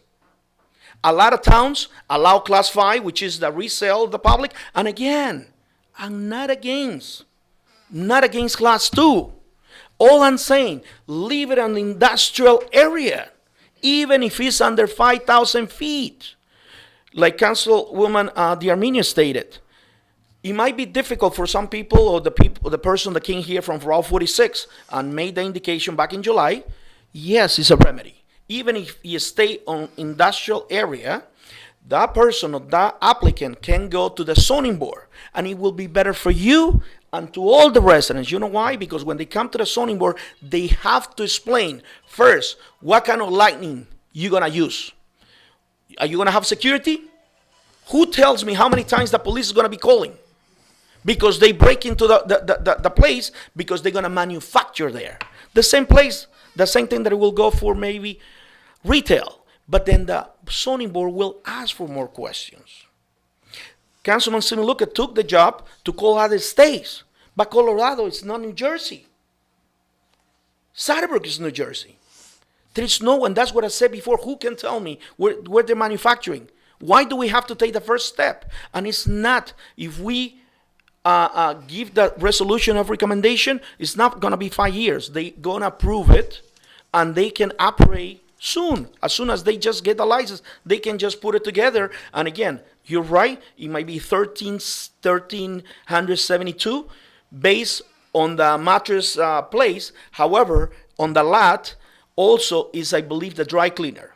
And the dry cleaner from the door to residential is less than 500. So then again, somebody, if they wanna do manufacturing, whether it's the dry cleaners on Route 46, they can do it with a door-to-door. My problem is, what you guys are reading here, I'm sorry, what you ladies and gentlemen are reading here tonight, you're not even taking, not even a line of the recommendation from the planning board. You're just trying to amend, but you're not reading. Just one line, I'm gonna read it. What the planning board is recommending to you.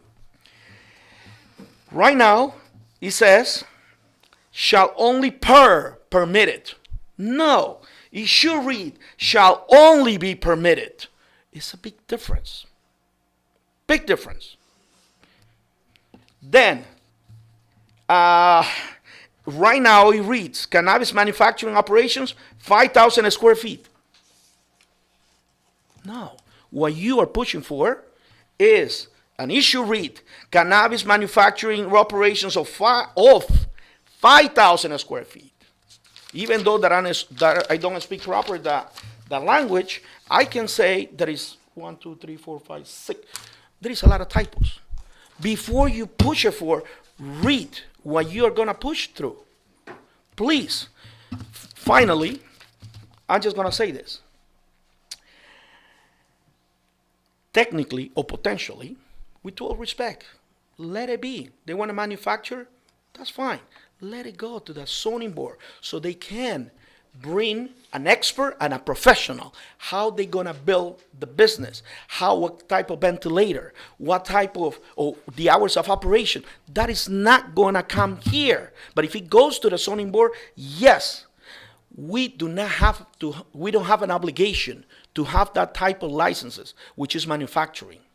We don't have it. Potentially, what you're doing with this, and I'm sorry, Council President, if you understood me, I was just saying, if anyone challenge this in court, they can open a business in Market Street because they are B2. But potentially, what you're doing with this is that you can have 3, because it's going to be 3 and 46 selling marijuana to the public, which is class 5. That's fine. But also with this ordinance, what you're doing is to bring another 3 manufacturers into the same place or in the corridor of Route 46. So if that's what you want to be called or known, the marijuana town, not just for the manufacturing, but for the odor, maybe it's not a big deal.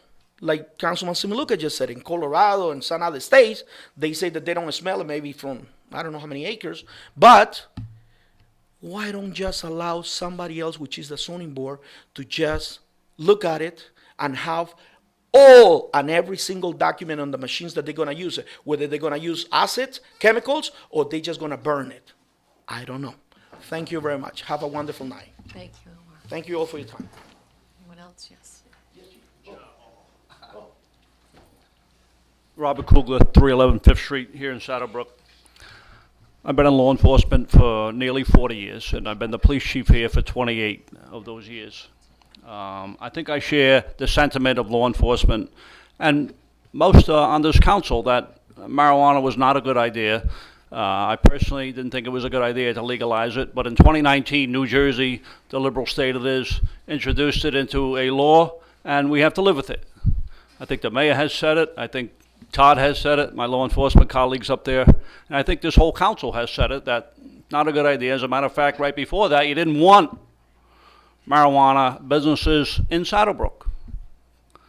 And then we changed tunes, and I understand that sensitivity. I understand we changed tunes. And now we allow certain people to get licenses and have retail operations here in Saddlebrook, so people are going to be able to go into a store just like they can do in Rochelle Park and everywhere else and buy marijuana.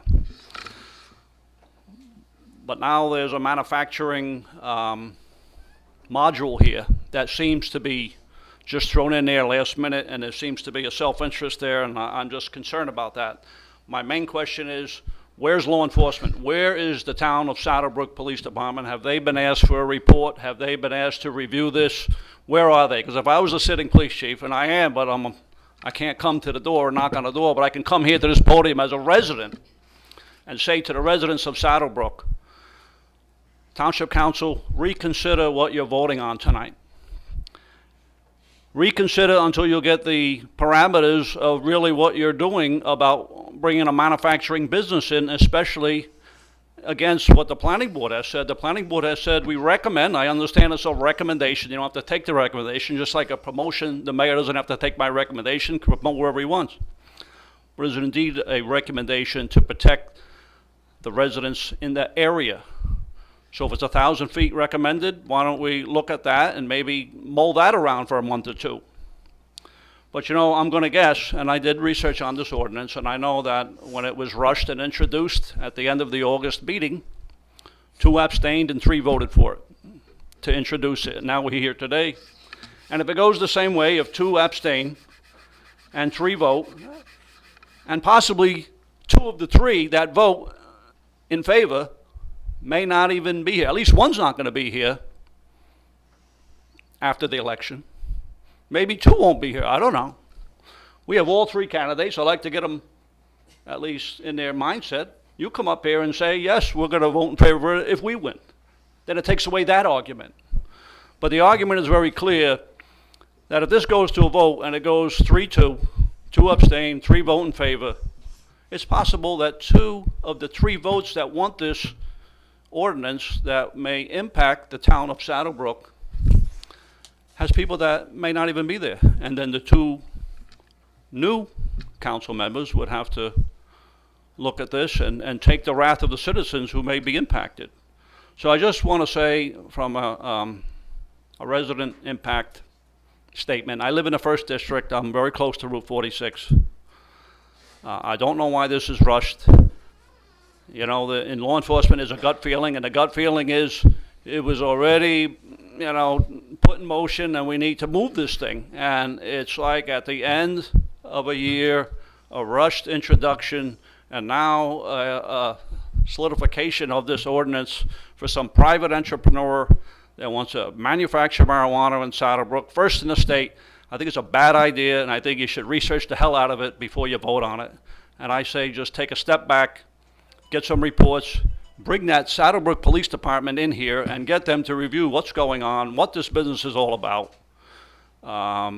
That's why you need good people in law enforcement. You need good people to lead that department that care about the community, because those people got to be impacted by it.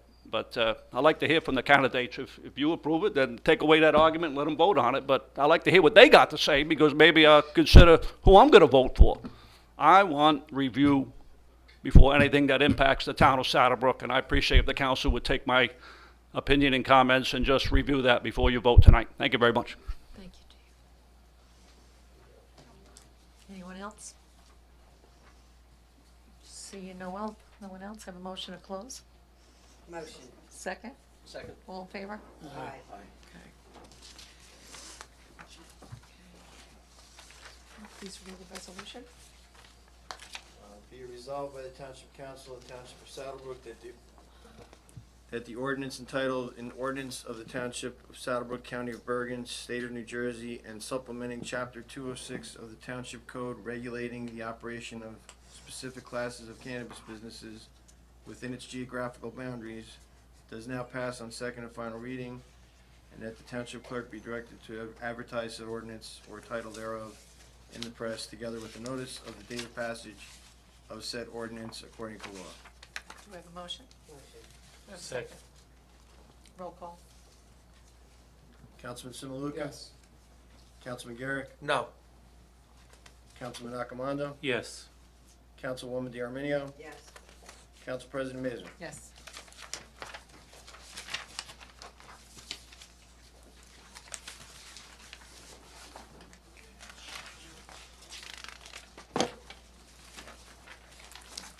Minutes. September minutes. Do we need a motion to accept the minutes from September? Motion. Do we have a second? Second. Roll call. Councilman Simaluka? Yes. Councilman Garrick? Yes. Councilman Accomando? Abstain. Councilwoman DeArminio? Yes. Council President Mazur? Abstain. Resolutions.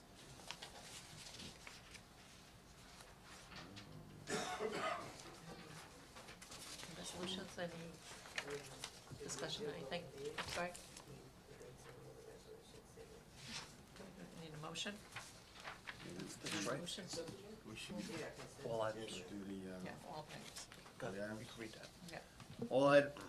all items listed with an asterisk are considered routine and non-controversial by the Township Council and will be approved by one motion.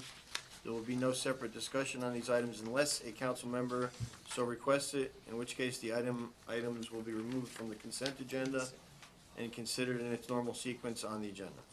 The one motion signifies adoption of all resolutions, receive and file letters, correspondence, reports, and approval of minutes and applications. Do we have a motion? Motion. Second. Second, roll call. Councilman Simaluka? Yes. Councilman Garrick? Yes. Councilman Accomando? Yes. Councilwoman DeArminio? Yes. Council President Mazur? Yes.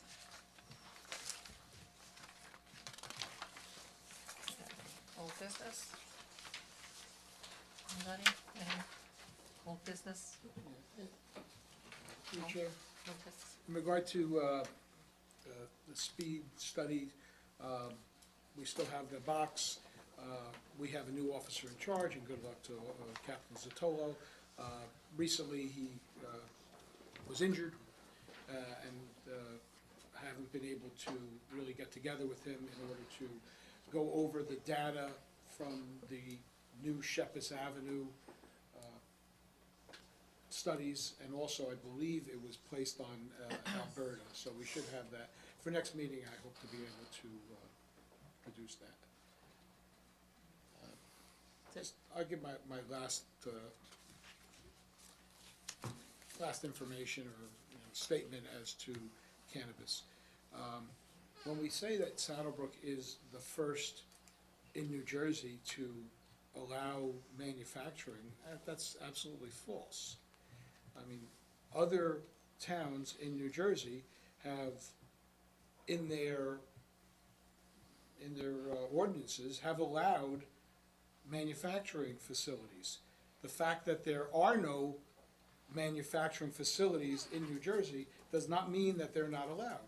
Just like Saddlebrook is now allowing what we've termed micro manufacturing, doesn't mean there ever is going to be a micro manufacturing facility. So New Jersey, I mean, Saddlebrook is not the pot town.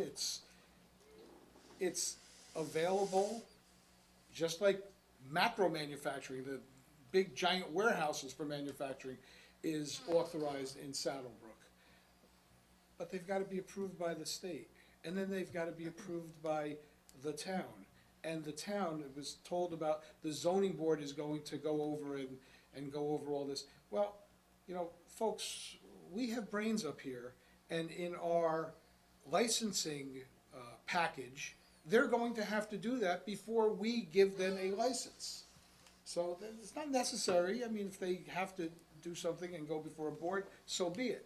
But part of the licensing package is going to be, you've got to show us the ventilation. You've got to show us the security. You've got to show us the hours of operation. That's all going to be part of their license.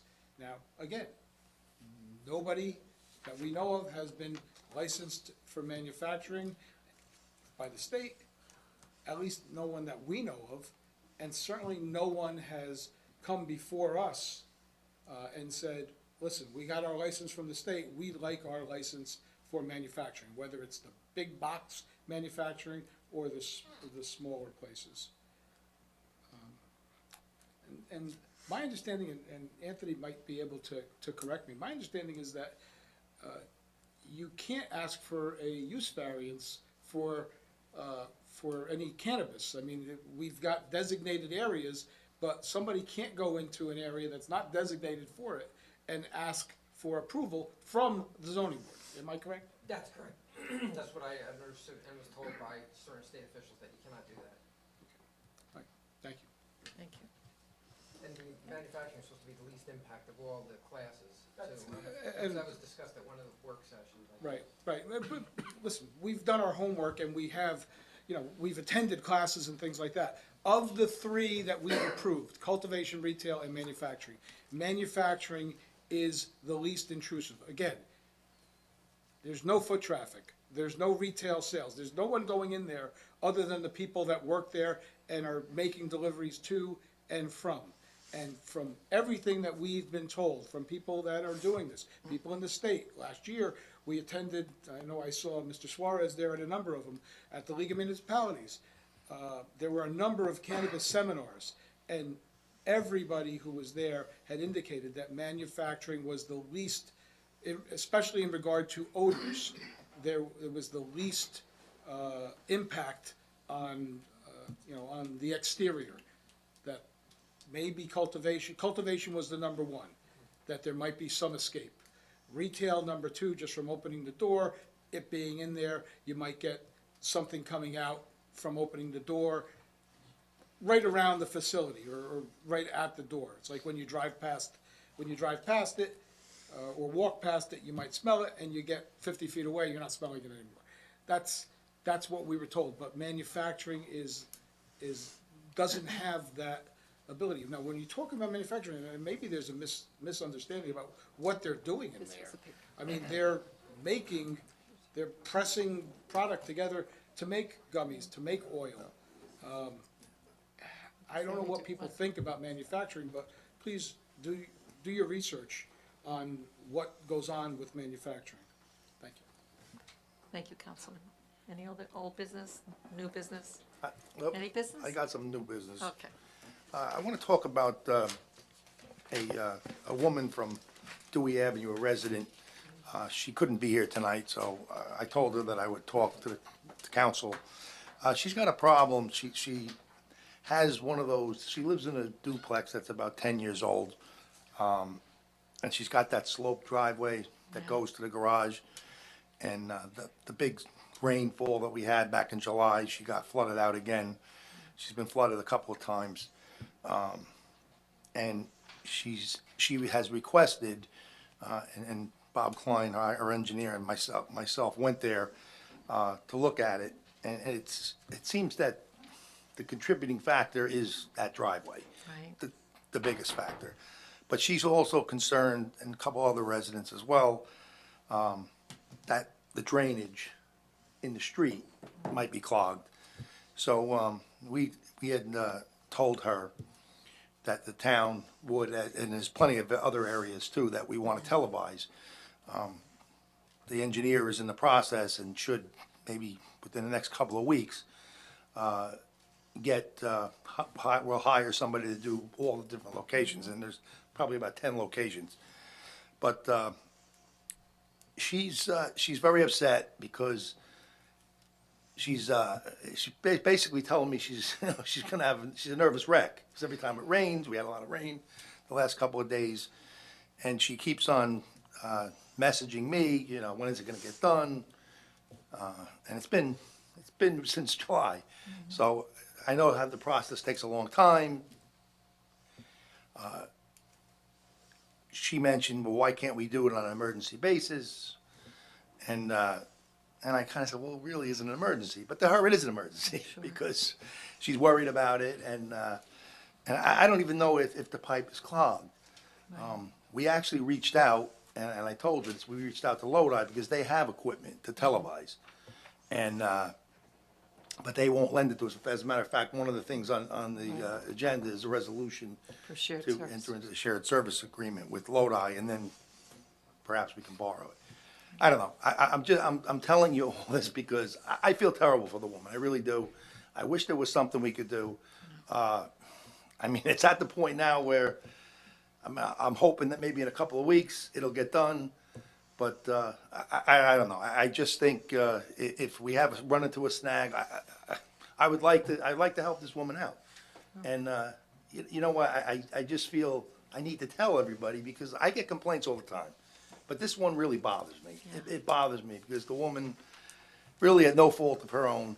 She purchased this house. And that leads me to my second thing is I really believe if possible, and maybe Mr. Suarez can shed a little light on this, I think what we should do is, like I said, this house was built 10 years ago. That's not that long ago. Maybe we should look at our building code and put in some kind of regulation to prohibit this kind of construction, because it's terrible. It really is.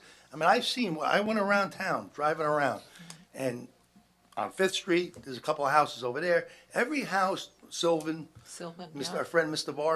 Varga, I should say, yeah, they all get flooded. And you know, I know we can say, well, they can do something. I mean, I told her on Dewey, get sandbags, and she went out, she did. She got sandbags. Yeah. And put them out there, just a little relief, a little peace of mind that maybe it won't get flooded. I don't know. I just think we got to continue doing as much as we can with the flood committee, but I really believe that might be a good idea if that's something we could even I'll do. look into that. Yeah, I know that they did Because- surveys regarding like fire hazards, Yeah. Avalon projects, maybe we could look into it. Yeah, I would like to do that because I don't want some other poor person, you know, poor person that doesn't understand, doesn't know. Sure. And you know, it's funny because, well, not funny, but it's when in talking to her father, who since passed away, when she purchased it, I said it's a duplex. So she's on one side, and then there's another family on the other side, and they have the same problem. And they do have a pump down below. But anyway, getting back to her father told her, an older Italian man, said, "Don't buy this house. I don't like that driveway. Don't buy the house." She didn't listen. So you know what? And she's been flooded numerous times. And her insurance, they won't even cover her anymore. She's not in the flood. She's not in the flood zone either. So anyway, I just wanted to bring that to your attention. Thank you. What exactly, through the chair, what exactly are we looking into?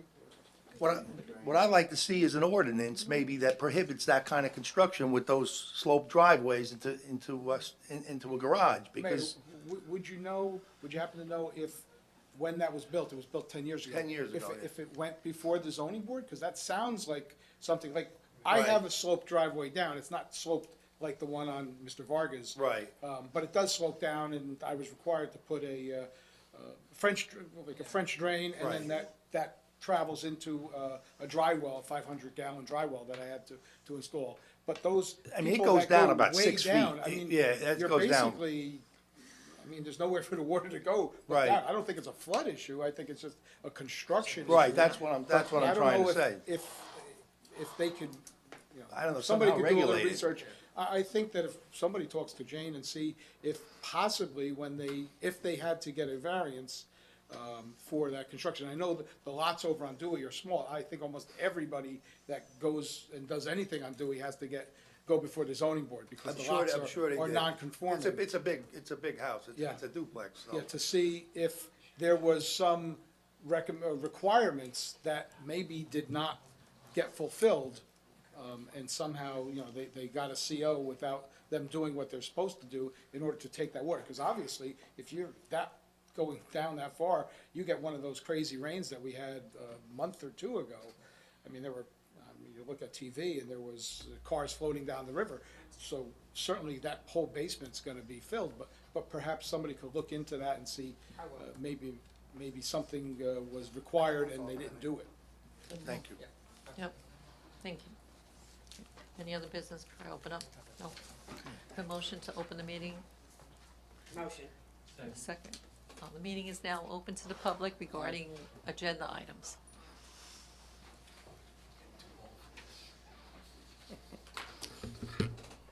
Good evening, everyone. Jerry Taylor, 318 Shepherd's Avenue, council candidate, and might as well say that also. I just want to say to the mayor and the council, thank you very much. As was stated by Todd, we had our Saddlebrook Unico Street Fair Sunday, and basically half of the vendors showed up. All right, she wasn't sure whether they were going to show up or not, so it was about half the size. The weather held off. It was cold. It was windy. Jackets required, but it did not rain. So, I was checking the weather, hourly, and it kept on saying it's going to rain, but we were above. So it worked out very well. I'd like to thank also the police department, did a great job, and our DPW, as always. You never know that there was a street fair there if you go by an hour after they left. The three guys worked all day and, did an excellent job altogether. So I'd like to say, thank you very much, to the council. 8 years running, hasn't rained yet, and it's not gonna. So, we hope and pray, but it's very well. And also to Peter, I've known Pete all my life since he left when he was in PC. And he has the town, and that's all he thinks about is the town. No matter when you talk to him, and especially as you guys know with the budget, he's always looking to keep the budget low because he doesn't want to spend the money, obviously. And, people joke to him, but he always has the town first, and, can't wait for him to come back. All right? Thank you very much. Thank you. Anyone else wishing to be heard? No? Seeing none, motion. Second? Second. All in favor? Aye. Okay. There's no other business. Motion to adjourn the meeting? Second. Second. All in favor? Aye. Aye. Good night, everyone. Thank you.